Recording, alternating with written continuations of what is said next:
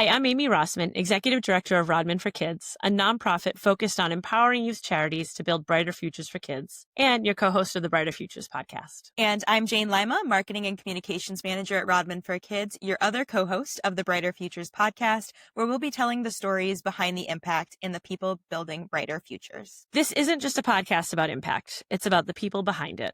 The communities who come together, the connections that drive change, and the shared belief that we can build something better for kids together. On the Brighter Futures podcast, we will shine a light on the partnerships, programs, and people behind the impact, because brighter futures don't just happen, they're built together.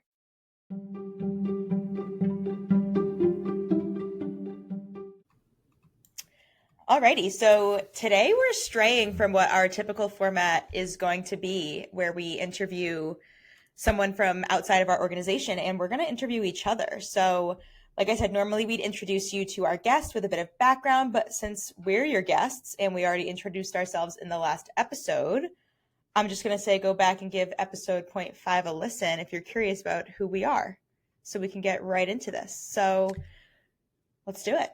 It also says in the notes, if you're curious about why we're qualified to do this, but Jane skipped that part because we are not at all qualified to do this. But here we are, and we're going to learn. We are qualified, Amy. I won't whine on the podcast. I'm taking that rule for myself right now. Okay. No whining. Highly qualified. Let's do it. Each episode, we're going to go through our 3 pillars with some questions. So let's kick things off with our Empower section. So today's episode is all about change and embracing change and change in the nonprofit space and how it's never too late to evolve. So, Rodman for Kids made 2 major changes in the past year and a half.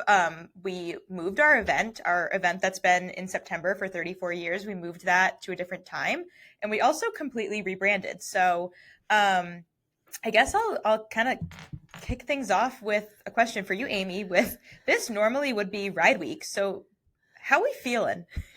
We are feeling so much more relaxed than we have felt in mid-September for the past 20 years. It feels like something's missing a little bit because this season is always when all of that sort of pre-event anticipation is building up. But it also feels really good because the ride is behind us. It went off really successfully in May for the first time. And now we're gearing up for our other major event, Celebration for Kids, in November. So we're starting to reap the benefits of this sort of new calendar that we've planned out and a new flow to our year.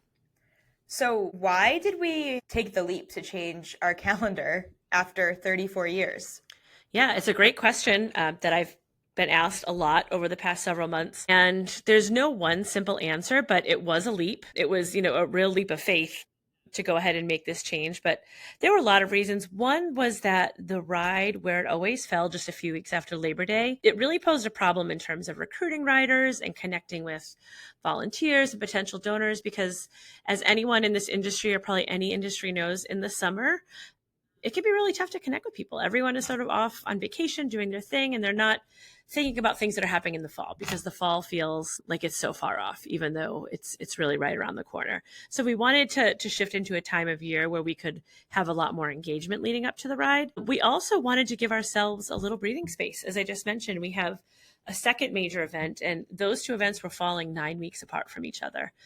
Which left us with a calendar that was not only backloaded in terms of work, but in terms of fundraising. And as the leader of this organization, it was important to me to have a much more steady flow of income, of workload, and be able to forecast where things are going a little bit better. So we were really grateful that all of our charity partners took the move in stride. And, it works better with some of their calendars than others, but they've all found a way to make it work. And our first effort of having the ride in May went really well. And, you're my boss, so I'm not saying this for, brownie points or anything, but as like you said, you're the leader of the organization. It's not just about maintaining that status quo. It's about being brave enough to ask, is there a better way? Is there something that we could change to make this better? And not only did we move the event, months ahead of when it normally is, but we also added a kids ride. We joked around all of the end of last year and beginning of this year, saying that we were just blowing it all up. Let's do it. We ripped off the Band-Aid, made a lot of big changes all at once. And I think it's so easy to get caught in the pattern of, we do this because this is how we've always done it. And I think in the nonprofit industry, we see that even more, because unfortunately, more often than not, nonprofits are understaffed. Maybe they don't have the expertise to run their organization like a real business. So they're always just trying to keep up and keep the status quo. So there's not even time to think about a new way to do it. And I'm really grateful that our organization was in a position to sort of take a step back and really think about what would be better for us as an organization and what's going to make our impact greater. So yeah, so we went ahead and went for it. And as you mentioned, we added the kids ride too, which was really tiny to start this year, but it sort of builds on one of our values that philanthropy is for everyone. You don't have to have a lot of money to be charitable or philanthropic. Even little kids can do it. So it was awesome to see about 60 or 70 kids out there this year, riding their bikes, some of them with training wheels, and raising money to help other kids have all the things that they're fortunate enough to have. So just the beginning of some really exciting changes. And didn't our founder, Don Rodman, didn't he have a saying, you can give your time? You can give your time, you can give your shoulder, you can give your heart. And he even wrote a book about, a dozen or so of his friends who were philanthropists in different ways and sort of what their backgrounds and upbringings were to try and help young people understand that anyone really can be a philanthropist and give back. And like I said, that's one of the core values that we try and carry through everything we do at the organization. Yeah. So can you walk me through, like, as the leader of the organization, how's it gone now that we're in the thick of it? We're in September. Like you said, the ride is behind us as of right now, and we're already starting to think about, well, we've already started thinking about months ago what 2026 is going to look like. But how has it gone? What was the experience moving it? Yeah, I mean, I think it's gone really well. That's not to say there weren't some growing pains, especially in the months of January to May. Usually we're gearing up for the year. We sort of had to wrap up a ride and put on another ride in the course of about 8 months. But none of that was unexpected because we came into this with a real strategic viewpoint about what it was going to take to pull it off, and with really realistic ideas about, maybe fundraising is going to dip a little bit, maybe participation is going to dip a little bit. In the long run, that dip is gonna help us take it to the next level. So I'm grateful for our team that was sort of up for the challenge of this crazy turnaround. And I think we're on the other side of the trickiest part of the change, that first 5 months. And now it's feeling really good, and we'll continue to. Yeah. Hopefully you agree. I do. Good. Obviously. But I'm just, as you're talking, I'm just thinking about the little kids at the ride and how stinking cute they were in their giant helmets and their little bikes. And it was definitely a learning year in a lot of ways. It was. But every year is a learning year, right? Yes. In events and anything you do. But again, I think we went into this year with the right frame of mind of knowing like everything we're doing is sort of a pilot. This new calendar is a pilot. The kids ride is a pilot. We don't expect it to be perfect. So let's go do it. Let's do the best we can. Let's have a lot of fun, make sure it's safe, and then just be really thoughtful about our feedback loops and make sure that we can learn as much as possible and make it better. But I think it was really special for me. And on a personal note, my son was one of the riders in our little tiny ride, which was a small obstacle course. And to see that these kids as young as 4 years old really had an understanding of what they were doing, that they weren't just riding their bikes with their friends, but that they were helping other kids. I've got to think that's going to stay with them, especially if they keep doing this year after year. And it feels really good to know that we're helping form that next generation. Hearing your son, Teddy, walk around and say, like, let's go play Rodman Ride for kids. Yes. Is just the cutest thing ever. Yes. And he is, like I was, it's ingrained in him from birth. So I hope so. I love it. He and our neighbor friend like to set up cones and ride their scooters and bikes through and play Rodman Ride for kids. So that's a pride point for me for sure. Yes. And also what you were saying about, kind of this year being a pilot, this podcast is a pilot. This is the pilot of all pilots. But it's also our pilot episode. It is a pilot episode of a pilot project with pilot hosts. But Jane was so enthusiastic about this idea, and it was so well thought out that I was like, how do we not give this a shot? And she's got us all really excited about it. So yeah, if you've got feedback and thoughts on this podcast, yes, make sure you send it to me. We want to hear it. And, on the note of some, things that Jane has been excited about and move forward. She mentioned earlier that last year our organization underwent a major rebrand, completely new logo, completely new look. And we work with some great professionals outside of our team, but Jane was very much the one who spearheaded it inside the house here. What was that like for you, Jane? Because you're only 4 years into your career in marketing, not into your whole career. So what was that like for you to take that on? Absolutely wild to be in a Zoom meeting with John Connors and the team at Boathouse, who are these like I just look up to that entire group, that family so much, and to have a Zoom call with them. And at one point, I remember I said something about, maybe our tagline is empower, connect, uplift, which we did not end up going with, if you know Rodman for Kids. But when John Connors came off of mute and said, I love that idea, I was like, oh my God, I've made it. I can retire right now. I can retire. No, it was really, really special. And I'm glad that I got to do it so early in my career because I have it under my belt. And I think something that, I've shared with you over the last 4 years is that I'm just trying to be a sponge.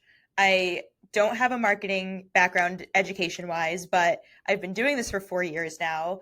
And I like to think I'm okay at it. And so going into that meeting, there was a lot of imposter syndrome of like, I am not qualified to do a rebrand. I am not qualified to have opinions on our logo and our color. But one thing I will say about me, for better or for worse, is I'm opinionated and I'm not quiet about it. And even when I'm trying, even if I'm trying to hold that in a call with the John Connors and Boathouse professionals of the world, I'm still going to have feedback. And I think it was, again, a big learning curve for me to sit there and have my opinions taken seriously by these professionals. And it was both, like I said, a sponge of that I learned so much over the course of that, but also gave me a lot of confidence in my role of like, I can have a seat at that table, even though I'm only 4 years into my career. Absolutely. And I think for all of us, it was just such a learning experience. You see a logo or a tagline for a brand and you have no idea. I mean, what I learned about color and what this blue means versus that blue versus that shade of green, and rounding this font just a little bit gives this, it was fascinating. And it gives me so much more appreciation, not only for our brand and where we landed, but for any brand you start to really understand what goes into that. But I agree. You having that experience so early on, what a great time for you to pick up on all of that and get to absorb all the wisdom. It's been so fun. And then getting this year, we did all of the work last year to figure out the colors and the fonts and the logo and, the brand voice and tagline and all of that. And then I remember like last November, maybe, we were talking about, we were unveiling the brand at Celebration and it was all going to be great. And then I don't know what day it was, but I woke up in the middle of the night going, and then I have to do it. Then you have to do it. Yes. Yeah. It's not, we've been building up to the launch of this and then you have to do it. Like you have to unveil it. Like it. Yeah. I have to scrub the umbrella from our website and from every piece of marketing materials and just completely change it over. And so stars everywhere now. Stars everywhere. Yeah. But you've killed it. And I think what's really unique about our organization especially is that sometimes people rebrand because they feel like nobody knows who they are or they don't have a strong foothold in their sector. But people knew who Rodman for Kids was. We had pretty solid brand recognition. So that wasn't why we went about this. It was really about redefining the organization. So I think that was a really special element of it too, that you got to learn a lot more about, as did I. Yeah. The evolution of Rodman for Kids. For sure. So I guess, again, kind of what I've learned, and I know that you and I have talked about this as well, as like whether you're 4 years in or you're 20 years into your career, like change is going to happen. It's going to happen no matter what. And it can be the start of something even bigger than what you expected. It usually is. I mean, change is hard, but usually it's leading you to something better. And I think if you can get in a frame of mind to embrace that and maybe even look forward to it, it can be a lot of fun. We've gone through a lot of change at this organization over the past 5 or 6 years. And if we resisted it, we would not be where we are now. No questions. I mean, and even just this podcast, like we've been talking about, and I think this is a good kind of segue into our next segment of the podcast, talking about connection, is just why we're doing this. And I think that, a big part of who we are is collaboration. We're always talking about how we're a collaborative hub for nonprofits. And, that's the podcast in and of itself. This is an act of collaboration between you and I, between the rest of the staff, our charity partners, our theater partners, the kids we impact, the community. It's just, this is only possible, and change in general is only possible because of trust and teamwork, both internal and external. And so just being able to create that space for other people's voices, like this isn't just about your perspective or my perspective, or even going into the rebrand, thinking about that. This isn't what Jane and Amy want, which we learned that really quick when we wanted to. Because our logo would be a different color if it was what we wanted. And we don't have to tell them. We don't have to tell them what it would have been. But we're glad it's not that. We're very glad it's not that. And we're glad we listened to the pros and we learned a lot. We sure did. And we'll just leave it at that. But again, thinking of, the overlapping themes of the rebrand with the podcast, just like our organization and our brand, this platform is for many people. It's not just for us. And so collaboration is such a huge part of what we do. And that's why I'm really excited about the podcast, being able to collaborate with so many different people in a new way for us. Absolutely. I mean, collaboration, it's something we foster with the partners, but I think we really walk the walk internally too, in terms of how we collaborate as a team.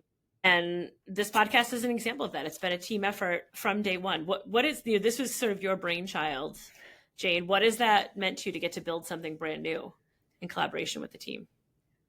Again, I think thinking about change, like we've been discussing, there was the element of imposter syndrome. I will be honest with you. I was up at 4:30 this morning thinking, am I qualified to do this? And Amy quickly told me, no, you're not, but that's okay.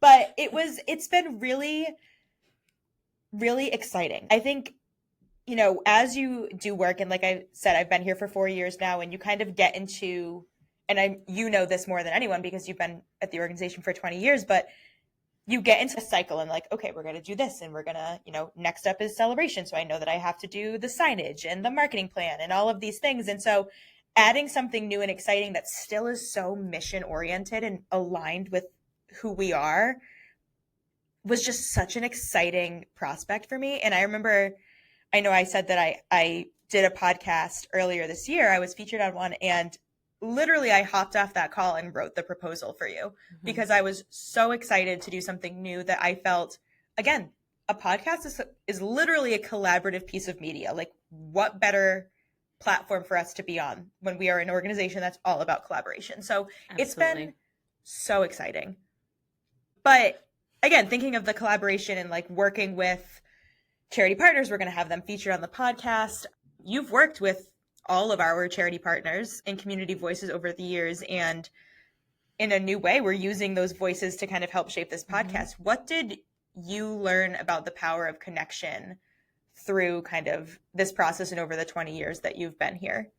That's a great question. I think we're built for connection. We need connection for every facet of our lives, right? And again, in this industry, I think the nonprofit industry, it's unique in that many people are under-resourced and overworked. And by nature, if you're in this field, you are probably a deeply feeling, empathetic person who cares so much about making a difference for others. And it can be lonely.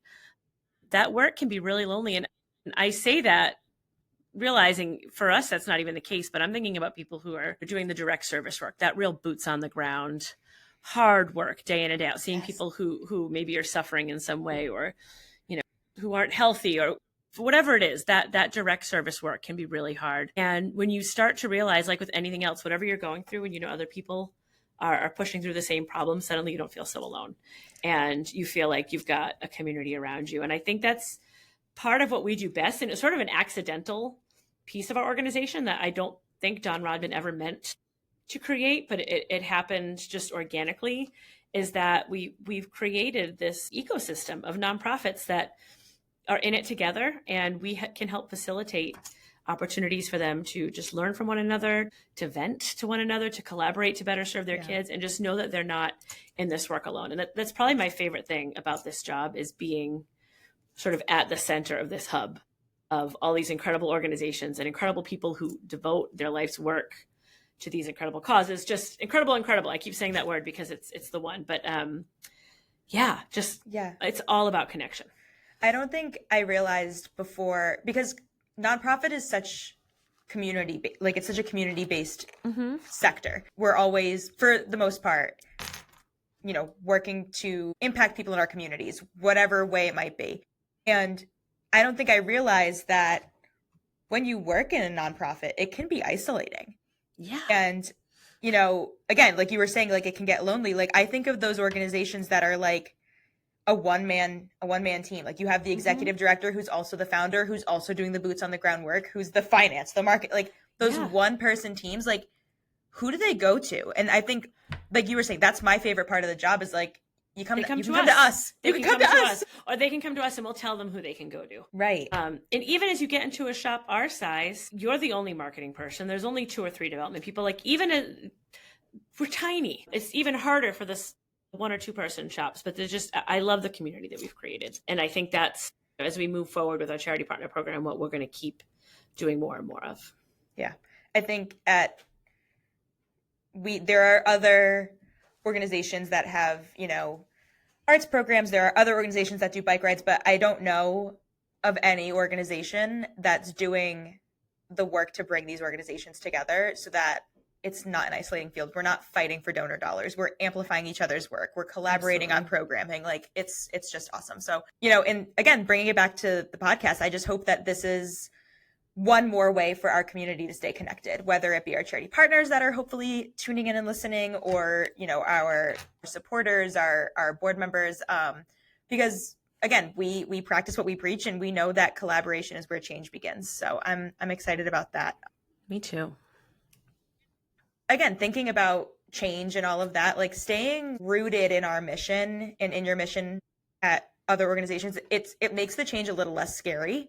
Thinking about your mission as your North Star, even when like the how we're doing it changes, keeping sure that why stays the same. And that's, you know, as the marketing person, I'm always looking at the why first and then going how, what, you know, doing it that way. And change can be hard. So when things are shifting, whether it be, you know, you're changing your event calendar, you're rebranding, you're starting a podcast, like it can be very easy to get lost in the shuffle. And we talk about being deep in the weeds a lot, but obviously staying grounded in the mission, like I was just saying, helps make the process more energizing rather than scary. So can you talk about how you've seen, you know, the mission of Rodman for Kids kind of guide the team through these transitions? Yeah, I mean, I think you hit on the key phrase at your North Star. As an organization, I think we know exactly who we are and what we want to accomplish and what our values are.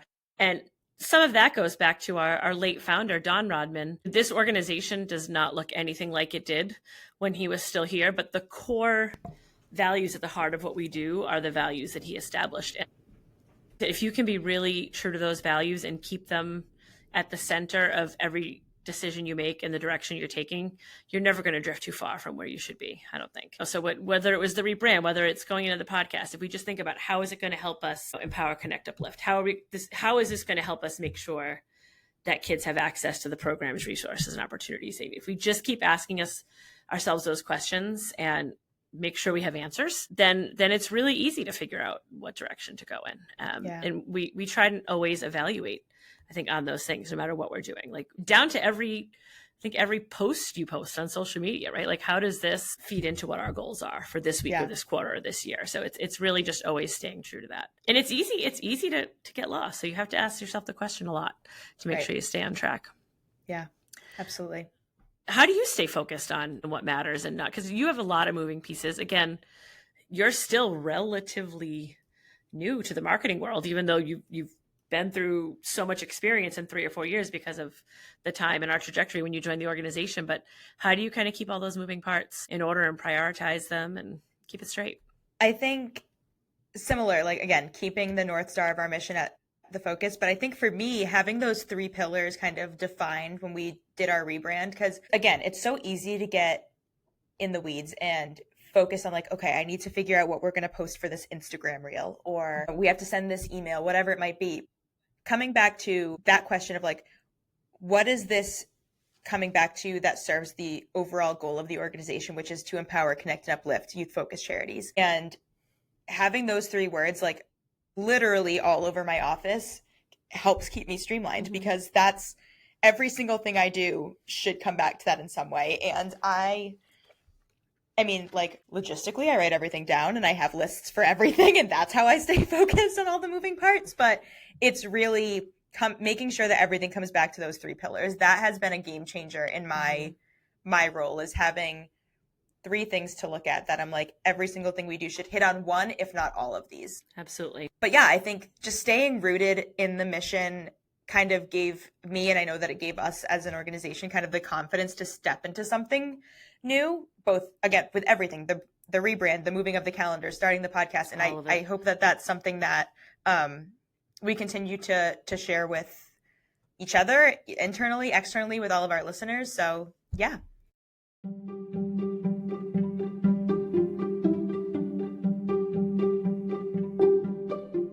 So every episode, something that we're going to be starting is asking our guests this question. So it's only fair that you and I answer it too.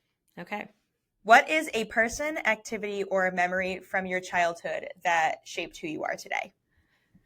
I love that question. And it's this, to me, this question like can help anyone connect with our cause. I always say when I talk about our cause, like people say, how do you, it's not like cancer. Everyone's been affected by cancer, unfortunately. And I always say like everyone's been a child. We were all a child at some point. Like 100% of people should be able to connect to this cause. And what allows you to do that is to go back to your own childhood and think about that. And for me, go ahead. No, I was just going to say, kind of going off of that, what makes Rodman for Kids unique in that is that not every kid has had a mentor, or not every kid, went to their local YMCA, and not every kid did this and that, but every kid did something. Everyone had someone or something that helped them, that changed their trajectory. Everyone, whether it's a teacher, a relative, a friend, like we all had somebody. The person that comes to mind for me immediately with this question was my high school band director, Dr. Robert Perry. I was sort of a natural leader as a young person. It was, like me. No. Shocking. I know. I was the drum major of the marching band, and I always wanted to be the section head of whatever instrument I was playing. I just always wanted to be in that leadership position. And I did pretty well with that in my little niche in band. And I'll never forget him sitting me down one of my last weeks of high school. He called me into his office, which was kind of rare for him to call you in for a one-to-one. And he had a really candid conversation with me about, you've sort of been in this top dog leadership position in a place where you're really comfortable and your peers respect you and you have a lot of good friends. And that's easy. That's an easy place for you to sit. It's not going to be easy for you when you go off to college and you get in the real world, and that's not naturally where you fall. And it might take you some time to get into those leadership positions or into those circles where you feel comfortable. And you've got to be okay being sort of back at the bottom of the ladder, the bottom of the mountain, for lack of a better analogy. And that has always sat with me. And I've found that I do thrive the most when I'm in a position of leadership, whether it's obviously here at this organization when I'm the one who's planning the vacation with my girlfriends, like whatever it is, like I want to be in the role that's leading the charge, and that's where I'm most comfortable. But he really made me aware of the fact that I had to learn how to sit in both places and everywhere in between. One of many, many things I learned from him, but that's the first one that comes to mind. I love it. Okay. So for me, I think I am always like thinking back to like the collaboration thing and being a team player. I think back to my middle school basketball team, which is really interesting because I'm not an athlete, and everyone is always shocked that I played sports in middle school and high school. I continue to be shocked that you played sports in middle school and high school. Shockingly, not a theater kid, despite what my office and my personality kind of gives you. But I was the leading scorer on my middle school basketball team. And people are always really impressed by that until I share that the highest score was 7 points in a season. In the season, 7 points. So what I gathered from that is that winning's not everything, and that you really got to be a team player, because 7 points in a season is not going to win you any basketball game. So I feel like it ties very well into what we do now, in that the collaboration and working well with others. And I needed that when I was in middle school, because we certainly weren't winning any games.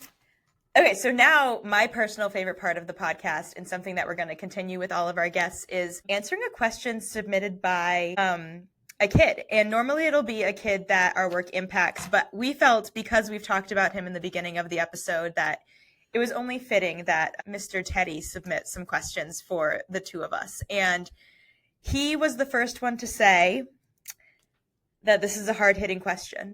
So let's do it. Remember how I told you that me and Jamie are recording our first podcast today? Yeah.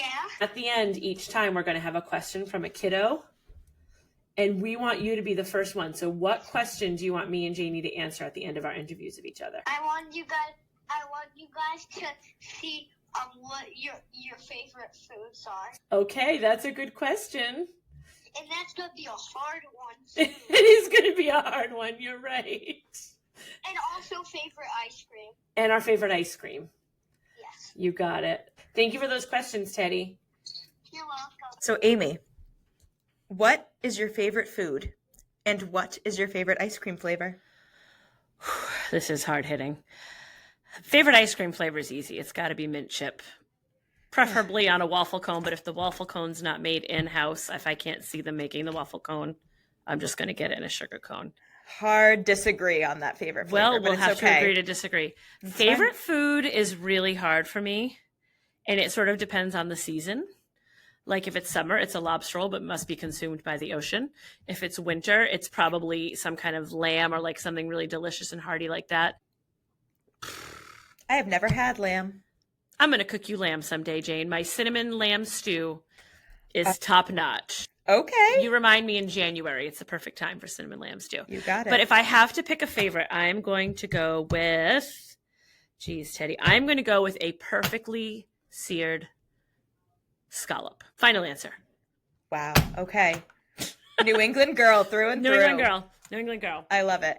Mine, Teddy, fabulous question, and I'm so glad you asked. Favorite food, it has to be some sort of pasta alla vodka. I love a pink cream sauce. I could eat that every meal, probably for the rest of my life, and be very content. Favorite ice cream flavor, 100% chocolate peanut butter cup. That's fair. I just love peanut butter. I just love it. Thank you for submitting your question, Teddy, and I'm sure that we will have a lengthy discussion about it after the podcast is dropped. And as always, we'd like to leave you with a reflection question. Today's question is, how do you embrace change, and how can you shift your mindset to see it as a positive thing?